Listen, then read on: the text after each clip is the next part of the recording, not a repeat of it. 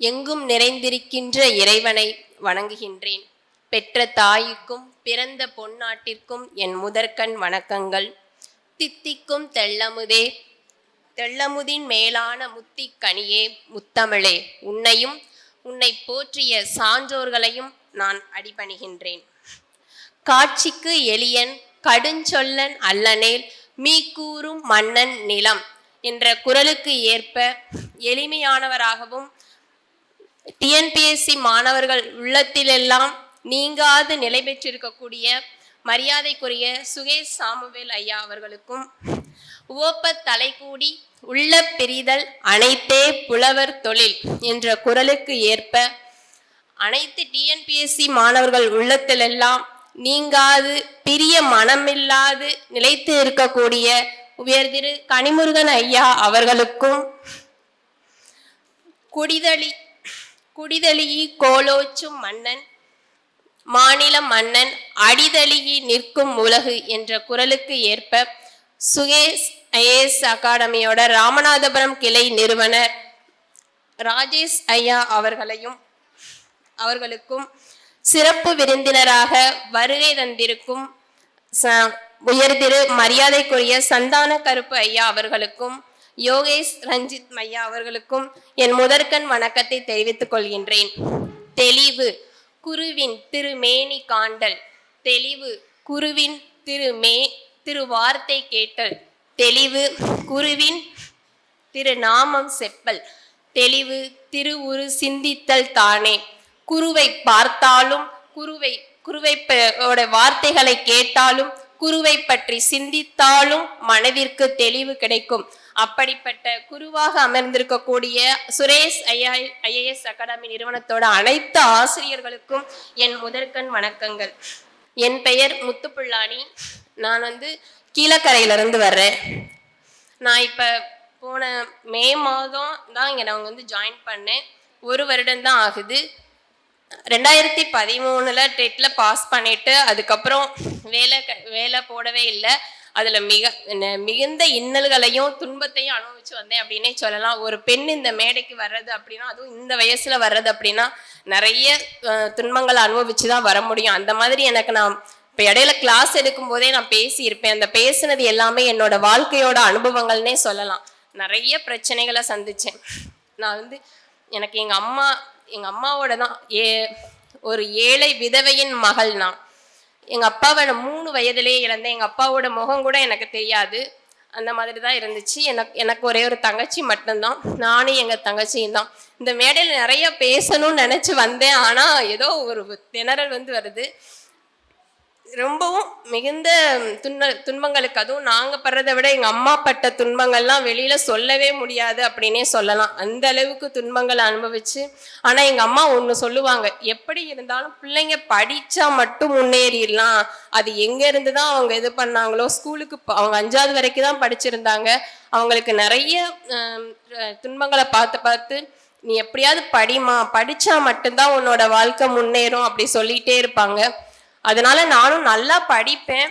ஆனால் படித்தாலும் நம்ம சமூகம் நிறைய துன்பங்களை தான் கொடுத்துச்சு அப்படின்னே சொல்லலாம். பொம்பளை பிள்ளை படிக்கக்கூடாது, படித்து என்ன பண்ண போறா, படித்தான்னா அவள் போய் எப்படிதான் படித்தாலும் ஒரு பாத்திரம் தானே கழுவணும் அப்படிங்கிற மாதிரி நிறைய பேச்சுகளுக்கும் இன்னல்களுக்கும் இடையில 12ஆம் வகுப்பு தேர்வில் நான் ஸ்கூல் ஃபஸ்ட்டு. ஆனாலும் என்னை படிக்க விடலை. 1 வருஷம் நான் அதுக்கப்புறம் என்னோட படிப்பை தொடரவே முடியல. ஒரே அழுதுகிட்டே இருப்பேன். எங்கள் அம்மா மட்டும் எப்படியாவது நான் படிக்க வச்சிருவேன் அப்படின்னு சொல்லிட்டு என்னைய ஆசிரியர் பயிற்சி படிக்க வச்சாங்க. சிவகாசியில் படித்தேன். படிச்சுட்டு அது 2012 அது அப்போ தான் மேரேஜ் ஆயிடுச்சு. உடனே அதுவும் பெண்களை ரொம்ப நாள் வச்சுக்கவும் மாட்டாங்கல்ல, உடனே மேரேஜ் பண்ணி கொடுத்துட்டாங்க. அப்போ திடீர்னு நடந்த அந்த எக்ஸாமில் ஒரே 1 மார்க்கில் நான் அந்த வாய்ப்பை தவற விட்டேன்.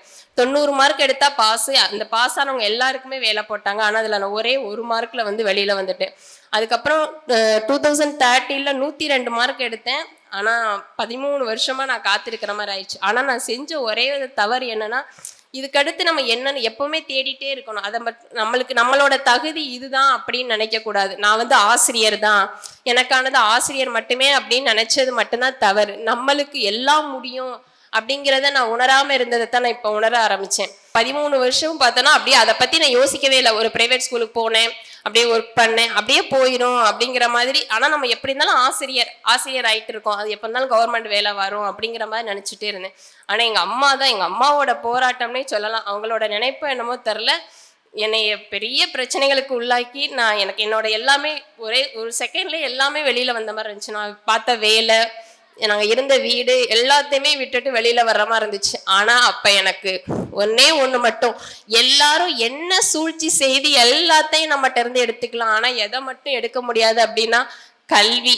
அந்த கல்வி மட்டும் எல்லாரும் அந்த வேலையை விட்டு என்னை நிக்க வச்சாங்க. என்ன ஏன்னா ஒரு வேலைக்கு போறோம் அப்படின்னா பெண்கள் வேலைக்கு போயிடலாம், ஆனா போனதுக்கு அப்புறம் வேலையில நம்மளுக்கு ஒரு உயர்வு கிடைக்குது அப்படின்னா அது அவங்களால தாங்கிக்க முடியாது. அப்ப உடனே அதுல நிறைய பிரச்சனை பண்ணி அந்த வேலையை விட்டு நிக்க வச்சாங்க. இந்த ஊரை விட்டே நாங்க போற மாதிரி ஒரு சூழ்நிலை வந்துச்சு. நான் டெல்லிக்கு போனோம், 3 வருஷம் அங்க இருந்தோம். ஆனா நான் அங்கேயும் கஷ்டப்படலை. யாதானும் நாடாமல் ஊராமல் எவர் சாந்துணையும் கல்லாதவாறு அப்படின்னு சொல்லுவாங்க. எங்க போனாலும் நம்ம என்ன பண்ணலாம் அப்படின்னா, படிச்சிருந்தோம்னா நம்ம முன்னேறியலாம் அப்படிங்கிறத எனக்கு அந்த கல்வி எனக்கு அனுபவபூர்வமா கற்றுக் கொடுத்துச்சு. அதனாலதான் சொல்றேன், எல்லாருமே படிங்க. படிப்பு நம்மளுக்கு நம்ம வேலை மட்டும் அப்படிங்கிறத நினைக்காம மனதுக்கு தெளிவை கொடுக்கும், மகிழ்ச்சியை கொடுக்கும், நம்மளை துன்பத்திலிருந்து காப்பாற்றும், நம்ம எப்படி வாழணும் அப்படிங்கிறத சொல்லி கொடுக்கும். நான் டெல்லியில போயிட்டு அங்கேயும் போய் சும்மா இருக்கல. திடீர்னு பார்த்தா எனக்கு அங்கே என்னன்னா பிள்ளைங்களுக்கு டியூஷன் எடுக்கிறாங்க. தமிழ் யாருக்குமே தெரியாது. அப்படிங்கும்போது அப்போ நான் பிலிட் எம்ஏ எல்லாமே அப்போ தமிழ் படிச்சிருந்ததுனால உடனே தமிழ் சொல்லி கொடுக்கறதுக்கு ஆள் வேணும் அப்படிங்கிற மாதிரி ஃபுல்லாக எல்லாம் டியூஷன் வர ஆரம்பிச்சிட்டாங்க பிள்ளைங்க. அப்போ நான் அங்கேயும் போய் சும்மா இருக்கல. அப்போதான் ரொம்ப ஆழ்ந்த ஒரு இதை நான் அனுபவிச்சேன். என்னன்னா, எப்படி இருந்தாலும் கல்வி எங்க போனாலும் உன்னை இது பண்ணவே பண்ணாது. அங்கேயும் ரொம்ப சந்தோஷமா ஒரு டீச்சர் அப்படிங்கிற ஒரு இதோட இருந்தோம். அப்ப கண்டிப்பா எதுக்காக நான் படிச்சேன் அப்படின்னா, இந்த கல்விக்கு ஒரு அங்கீகாரத்தை வாங்கி கொடுக்கணும் அப்படிங்கிறதுக்காகவே படிச்சேன். ஏன்னா எல்லாரும் என்ன சொன்னா, இந்த பிள்ளை படிச்சு என்ன பண்ணுது, இந்த பிள்ளை படிச்சு இன்னும் வேலை கிடைக்காம தான் இருக்கு. என்னையவே ஒரு எடுத்துக்காட்டா சொல்ல ஆரம்பிச்சிட்டாங்க. ஏன்னா எங்க வீட்டுல யாருமே படிக்க வைக்கல. நான் அவ்வளோ போராட்டத்துக்கு அப்புறம் 12th முடிச்சுட்டு என்னை படிக்க வைக்காம இப்படி படிச்சேன்னா, பிள்ளாணி படிச்சு என்ன பண்ணா, அவளுக்கே வேலை கிடைக்கல, அவ்வளோ நல்லா படிப்பா, மற்றவங்க யார் படிக்கணும் அப்படிங்கிற மாதிரி என்னை சுத்தி சொல்ல ஆரம்பிச்சிட்டாங்க. அப்ப கண்டிப்பா இந்த கல்விக்கு ஒரு அங்கீகாரத்தை வாங்கி கொடுக்கணும் அப்படிங்கிறதுக்காகவே நான் இந்த 1 வருஷம் கடுமையா உழைச்சேன். அதுக்கு எனக்கு என் கணவர் ரொம்ப சப்போர்ட் பண்ணாங்க. ஏன்னா நான் டெல்லியில பிள்ளைங்களை எல்லாத்தையுமே விட்டுட்டு நான் இங்க வந்துட்டேன். அவங்க தான் ஃபுல்லாவே பிள்ளைங்களையும் பார்த்துக்கிட்டாங்க. எனக்கும் ஃபுல் அண்ட் ஃபுல் இங்க யார் எனக்கு சப்போர்ட் பண்ணானா, என்னோட தங்கச்சியோட கணவர், எங்க மாமா 2 பேரும் ஃபுல்லா என்னை இங்க கூட்டிட்டு இன்ஸ்டியூட்ல விடுறது எல்லாமே பண்றது. எனக்கு எல்லாமே அந்த கவுன்சிலிங் போய் எனக்கு ஆர்டர் கையில வாங்கி கொடுக்குற வரைக்கும் என்னோட தங்கச்சி வீட்டுக்காரவங்களுக்கு எனக்கு நிறைய சப்போர்ட் பண்ணாங்க. கேட்டினும் உண்டோ உறுதி கிளைஞரை நீட்டி அளப்பதோர் கோல் அப்படின்னு சொல்லுவாங்க. சுத்தி இருந்த மாமனார், மாமியார், நாத்தனார் இவங்கெல்லாம் யாரும் அப்பதான் தெரிஞ்சிச்சு நம்மளுக்கு யாரும் உண்மையா நம்ம மேல அன்பு வச்சிருக்காங்க அப்படிங்கிறதா சொல்லுவாங்க. துன்பத்துலதான் நம்மளுக்கு தெரியும் அப்படின்னு சொல்லுவாங்க. அந்த துன்பத்துல நிறைய பாடத்தை கத்து கொடுத்துச்சு. நான் அதுக்கப்புறம் சுரேஷ் ஐஎஸ் அகாடமியில ஒரு மே மாசம் நான் இங்க ஏப்ரல்ல எஸ்ஜிடிக்காக ஜாயின் பண்ணதான் வந்தேன். ஆனா அங்க கிளாஸ் இல்லைன்னு சொல்லிட்டாங்களா, ஆன்லைன்ல தான் இருக்கு அப்படிங்கிற மாதிரி சொன்னாங்க. சரி ஓகே, நம்ம எப்படியாவது படிக்கணும், கண்டிப்பா நம்ம படிப்புக்கு ஒரு அங்கீகாரத்தை வாங்கி கொடுத்துட்டு தான் நம்ம வெளியில வரணும்னு நினைச்சிட்டு ஜாயின் பண்ணேன். அப்போ குரூப் 4 ஃபுல்லாக ஒரு 10 டெஸ்ட்டு என்னமோ போயிருந்துச்சு. அப்போ ஜாயின் பண்ணிட்டு படிச்சுட்டே இருந்தேன். இப்போ படிச்சுட்டே இருக்கும்போது இடையில எஸ்ஜிடி வந்துச்சு. அப்புறம் குரூப் 4, குரூப் 2 ஃபஸ்ட்டு அட்டம்ப்ட்லேயே குரூப் 2ல ப்ரிலிம்ஸ் பாஸ் பண்ணியாச்சு. அதுக்கப்புறம் மறுபடியும் பிள்ளைங்களை பார்க்கறதுக்காக டெல்லி போயிட்டு மறுபடியும் பாஸ் அப்படின்னு சொன்னோன்னா மறுபடியும் ஒரு 2 months தான் இருந்துச்சு. அதுக்கப்புறம் ஃபுல்லாக பிள்ளைங்க எல்லாரும் எதையுமே, ஆனால் ஒரு சந்தோஷத்தையும் கொடுக்கும், ஒரு துன்பத்தையும் கொடுக்கும் அப்படின்னே சொல்லலாம்.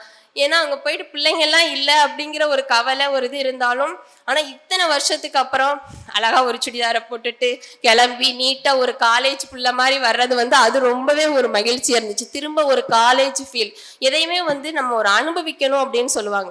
எவ்வளோதான் நம்மளை சுற்றி அவ்வளோ இருந்தாலும் ஆனால் அந்த அனுபவம் ரொம்பவே ஒரு ஹாப்பியாக இருக்கும். இந்த மாதிரி நான் ஒரு வீடியோவில் கூட சொல்லியிருப்பேன், எனக்கு கோயில் மாதிரி அப்படின்னு சொல்லியிருப்பேன். சுரேஷ் ஐஎஸ் அகாடமி எனக்கு கோயில் அப்படின்னு சொல்லியிருப்பேன். கோயிலுக்கு போனால் நம்மளுக்கு என்ன கிடைக்கும்? மனதுக்கு மகிழ்ச்சி கிடைக்கும், நம்மளுக்கு நம்ம இதுல தெளிவு கிடைக்கும் அப்படின்னு சொல்லுவோம். அந்த மகிழ்ச்சி எனக்கு ஒரு ஹாப்பினஸை வந்து இந்த சுரேஷ் ஐஏஎஸ் அகாடமி கொடுத்துச்சு. நிறைய என் மனதில் இருந்த கேள்விகளுக்கெல்லாம் விடை கொடுத்துச்சுன்னே சொல்லலாம்.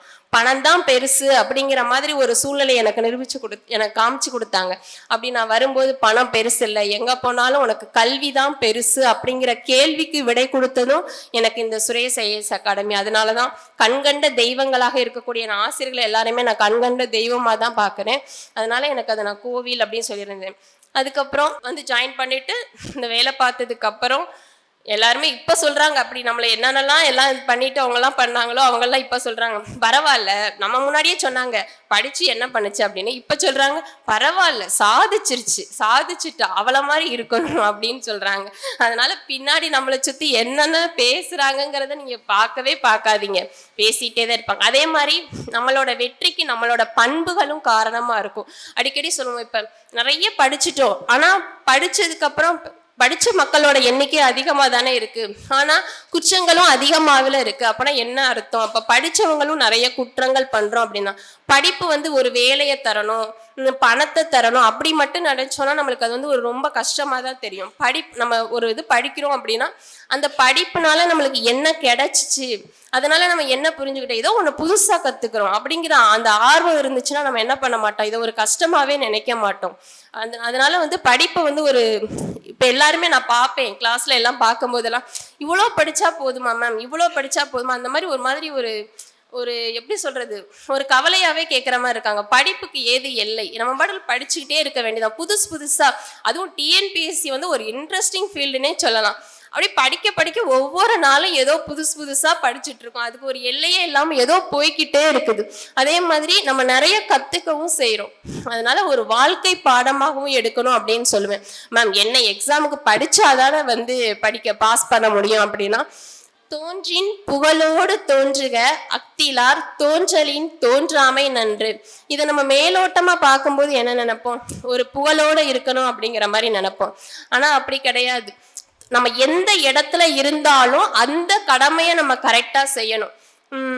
இவங்க மகாபாரதத்தோட முக்கிய அந்த நோக்கமே வந்து அந்த அர்ஜுனனுக்கு வந்து சொல்றது என்ன, நீ வந்து மத்ததெல்லாம் பின்னாடி சிந்திக்காத, உன்னோட கடமை என்னவோ அதை செய்ய அப்படின்னு சொல்லுவாங்க.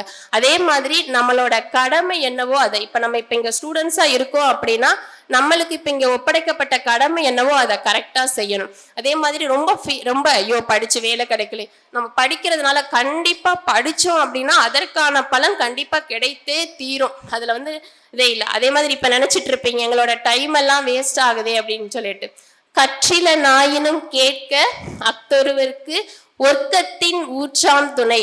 நம்ம நிறைய இதே போன வருஷம் குரூப் 2 இந்த இனாகிரேஷன் பண்ணாங்கல்ல, அந்த அச்சீவ்மெண்ட் ஃபங்க்ஷன்ல வந்து நான் உட்கார்ந்துருந்தேன். அப்ப எல்லாரையும் அப்படிதான் எங்களையும் டெஸ்ட்டும் தான் சொல்லியிருந்தாங்க, அன்னைக்கு டெஸ்ட்டு சொல்லியிருந்தாங்க, நாங்க வந்துட்டோம்.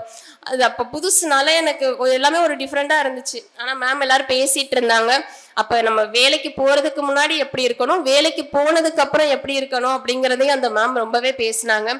அப்ப நம்ம இந்த ஃபங்க்ஷன்ல வந்து உட்காரும் போதுதான் கண்டிப்பா நம்மளும் இங்க வந்து என்னென்னலாம் பேச போறோம் அப்படிங்கிற ஒரு ஈகரை வந்து ரொம்ப நம்மளை படிக்க வைக்கும் அப்படின்னே சொல்லலாம். அதே மாதிரி நான் போன குரூப் 4 அச்சீவர் அந்த மீட்டிங்க்கு நான் வரணும்னு நினைச்சேன். ஆனால் நான் இடையிலே வந்து இங்கே கொஞ்சம் ஃபேக்கல்ட்டியாக ஒர்க் பண்ண ஆரம்பிச்சிட்டேன். அப்படிங்கும்போது சாரை நம்ம பார்த்துட்டோம் அப்படின்னா நம்மளுக்கு அந்த ஆசை போயிடும் அப்படிங்கிறதுக்காக சுரேஷ் சாமுவேல் ஐயா அவர்களை வந்து நான் அச்சீவராக தான் பார்ப்பேன் அப்படின்னு சொல்லிட்டு இந்த குரூப் 4 அச்சீவ்மெண்ட்டுக்கு நான் வரலை. அந்த ஃபங்க்ஷனுக்கு வந்து நம்ம அதுக்கு முன்னாடியே பார்த்துருவோம், அப்போ நம்மளுக்கு அந்த ஃபீல்னஸ் போயிடும் அப்படின்னு சொல்லிட்டு.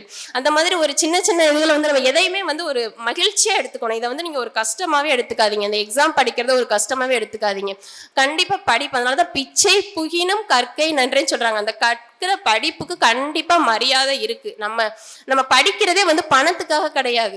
எதுக்கு படிக்கிறோம், நம்மளோட மனதையும் உள்ளத்தையும் தெளிவு பண்றதுக்கு. அப்படி நினைச்சு நம்ம புதுசா கத்துக்கிறோம். அதே மாதிரி எங்களுக்கு இந்த ஆசிரியர் பயிற்சியில ஒன்று சொல்லி தருவாங்க, என்னன்னா ஒரு பாடத்தை கற்றுக் கொடுக்குறோம் அப்படின்னா அந்த பாடத்துல நோக்கம் ஒன்று இருக்கும், அதுக்கப்புறம் அதோட விழுமியங்கள் அப்படின்னு ஒன்று இருக்கும். அதாவது நோக்கம் அப்படிங்கிறது, இப்போ நம்ம ஒரு காமராஜரை பற்றி படிக்கிறோம் அப்படின்னா காமராஜர் எங்கே பிறந்தாரு என்ன பண்ணார் அப்படின்னு படிக்கிறது அது அறிதல் நோக்கம். ஆனா விழுமியங்கள் அப்படிங்கிறது என்ன அப்படின்னா, அதனால நம்ம என்ன கத்துக்கிட்டோம், காமராஜர் பத்தி படிச்சதுனால அதுல நம்ம மனதுல என்ன தெளிவு ஏற்பட்டுச்சு, காமராஜர் மாதிரி ஒரு நல்ல தன்னலமற்றவராக இருக்கணும் அப்படிங்கிற மாதிரி அங்க அந்த அந்த பாடத்தை கத்துக்கிட்டதுனால நம்மளுக்கு ஒரு விழுமியம் கிடைக்கும்ல, அதுதான் ரொம்ப முக்கியம். அதனால நம்ம படிக்கிறது வெறும் நீங்க சும்மா ஏதோ எக்ஸாமுக்கு படிக்கிறோம் அந்த மாதிரி படிக்காம, இதனால நம்ம என்ன கத்துக்கிட்டோம் அதே மாதிரி அதை வாழ்க்கையில பயன்படுத்த கத்துக்கணும். நல்ல அறிவியல் படிக்கிறோம், சயின்ஸ்ல எப்படி எப்படிலாம் சாப்பிடணும், எப்படி எப்படிலாம் என்னென்ன விட்டமின்ஸ், அதை அப்படியே பாடத்தோட நிப்பாட்டிட்டு அப்படியே அடுத்து போய் பார்த்தோம்னா நம்ம அதை பயன்படுத்தவே மாட்டேங்கிறோம். அதுதான் நம்மளோட பிரச்சனைனே சொல்லலாம். வாழ்க்கையில கண்டிப்பா பயன்படுத்தணும். தொட்டனைத்து ஊறும் மணற்கேணி மாந்தர்க்கு கற்றனைத்து ஊறும் அறிவு. அதாவது அறிவு, சில கற்றலுக்கும் கற்கிறோம்ல, கல்வி கற்கிறதுக்கும் அறிவுக்கும் என்ன டிஃப்ரெண்ட்? கற்றல் எப்போ அறிவா மாறுதோ அப்பதான் அந்த கல்வி நம்மளுக்கு பயனை தரும் அப்படின்னு சொல்லலாம். கற்க தான் அறிவு வரும். அதாவது ஆழமா கற்கணும். அதனால நம்மளோட மனதுல அந்த எண்ணம் பதியிற வரைக்கும் கற்கணும். அதுதான் நம்மளுக்கு என்ன செய்யும் அப்படின்னா அறிவை தரும். அதனாலதான் அறிவு அச்சம் காக்கும் கருவி, செருவார்க்கும் உள்ளளிக்கல் ஆகா அரண் அப்படின்னு சொல்றாங்க. அந்த அற்றம் அப்படிங்கிறதுக்கு என்னெல்லாம் பொருள் சொல்லியிருக்காங்க தெரியுமா? துன்பம், சோர்வு, வறுமை, இந்த மாதிரி நிறைய. அப்ப இது எல்லாத்தையும் தீர்க்கக்கூடியது அறிவு. அந்த அறிவு கற்றல் வெறும் மேலோட்டமா கற்கிறதுனால வராது. அதை ஆழமா கற்று அதை நம்ம எப்ப அறிவா உணர ஆரம்பிக்கிறோமோ அப்பதான் அந்த இது வரும். அதாவது அதனால எல்லாரும் ஒரு வேலைக்கு படிக்கிறோம் அப்படிங்கிறதையே மறந்துட்டு, இது ரொம்ப ஒரு இன்ட்ரெஸ்டிங்கான ஃபீல்டு இந்த டிஎன்பிஎஸ்சி படிக்கிறது. அதை ஒரு மகிழ்ச்சியா சந்தோஷமா எல்லாருமே படிங்க. அதனால உங்களோட டைம் எல்லாம் வீணடிச்சிட்டோம் அப்படிங்கிற மாதிரி நினைக்காதீங்க. இந்த இடத்துல நிக்கிறதுக்கான கண்டிப்பா ஒரு ஊன்றுகோலா உங்களுக்கு இந்த டைம் இந்த நேரம் அமையும் அப்படின்னு நான் கண்டிப்பா சொல்லிக்கிறேன். அப்புறம் எனக்கு நன்றி கூறணும் அப்படின்னா, நான் எங்க அம்மாவுக்கு தான் என்னை உள்ளிருந்தும் வெளியில இருந்தும் தூண்டுது. நான் எனக்கு ஏதாவது ஒரு கஷ்டம், நம்ம பிள்ளைங்களெல்லாம் விட்டுட்டு இப்படி பிரிஞ்சிருக்கோமே அப்படின்னு எனக்கு கஷ்டம் வரும்போதெல்லாம் எங்க அம்மா தான் தோணும். நம்ம அப்பா விட்டுட்டு இவ்வளோ நாள் இவ்வளோ கஷ்டத்தை இது பண்ணாங்க அப்படிங்கும்போது நம்ம படுற கஷ்டம்லாம் அது ஒரு நிரந்தரமானது அல்ல அப்படிங்கிற மாதிரி என்னை உள்ளிருந்து ஒவ்வொரு டைம் ஒரு சின்ன சின்ன விஷயத்துக்கு கூட அவர் டெல்லியில போய் இருக்கும்போது 5 மாடி ஏறணும், இப்படி மேலே ஏறும்போது எனக்கு கஷ்டமா இருக்கும். அந்த ஒரு செகண்ட் அப்படியே எங்க அம்மா தான் ஞாபகம் வருவாங்க. எப்படிலாம் நம்மளை இது பண்றதுக்கு எங்க அம்மா, நாங்கள் என்ன வேலை பார்த்தோம், எங்க அம்மா எந்த ஒரு வேலைக்கு வெளியில கூட போகலை.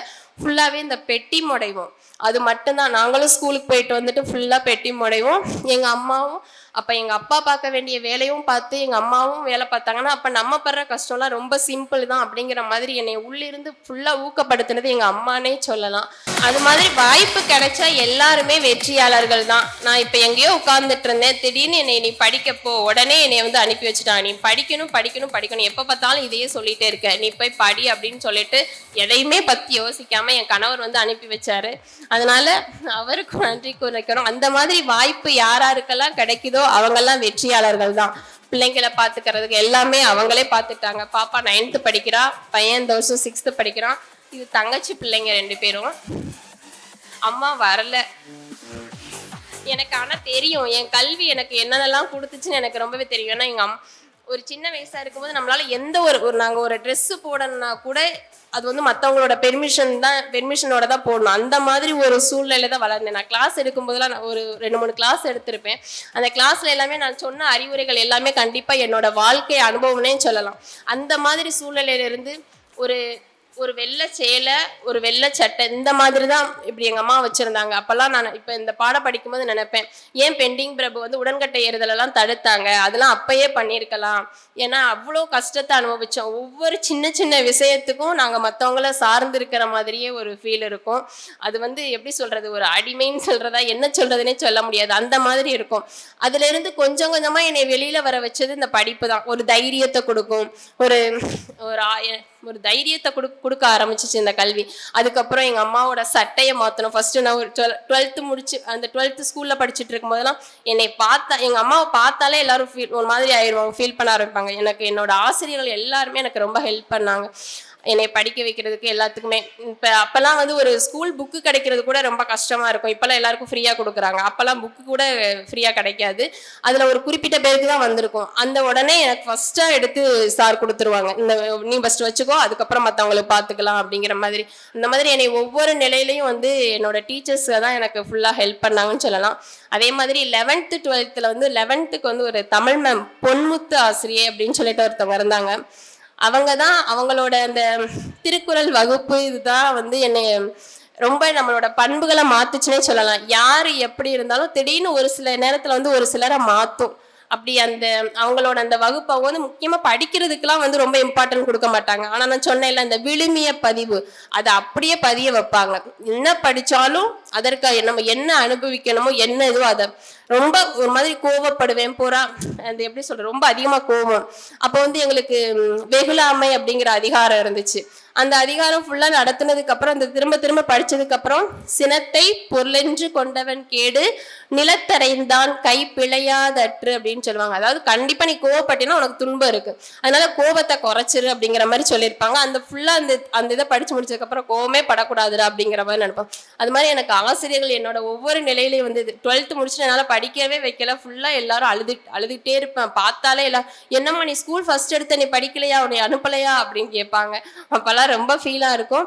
அப்போ என்னோட ஃப்ரெண்ட்ஸு தான் எனக்கு வந்து காலேஜுக்கு சேதுபதி காலேஜுக்கு வந்து அவங்களே அப்ளை பண்ணி வீட்டுக்கே தெரியாமல் அப்ளை பண்ணி எல்லாம் பண்ணி சேதுபதி காலேஜில் ஒரு 6 months படிச்சுட்டு இருந்தேன். அப்போ தான் வந்து பார்த்தா டீச்சர் ட்ரைனிங் போட்டது வந்துருச்சு.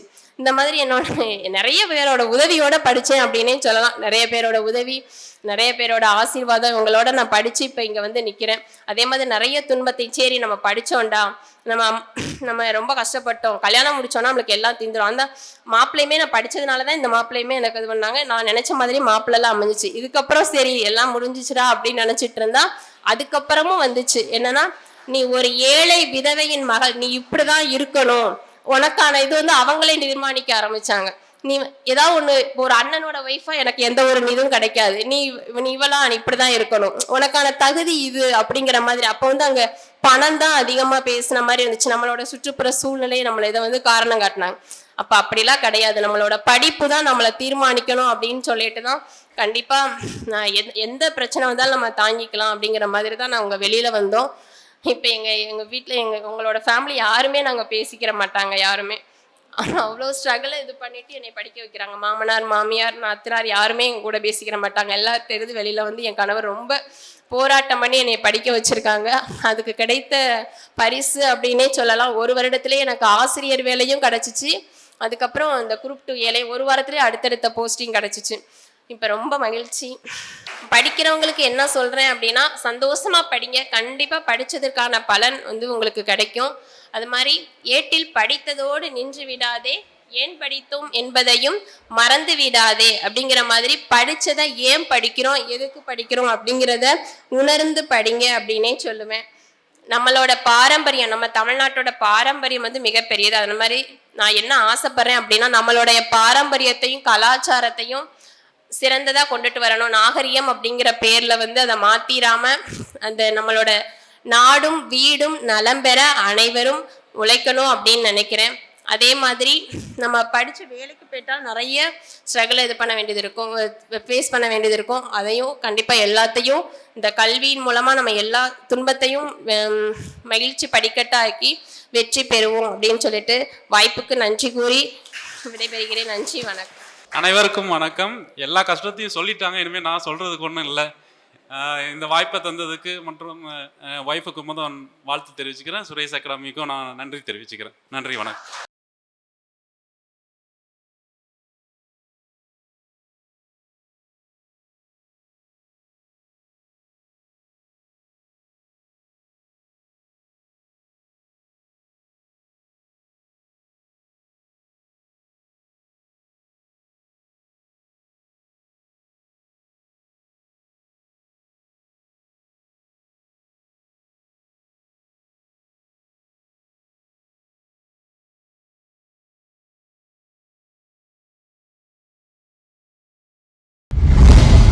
சுரேஷ் IAS அகாடமி, வெற்றியின் முகவரி.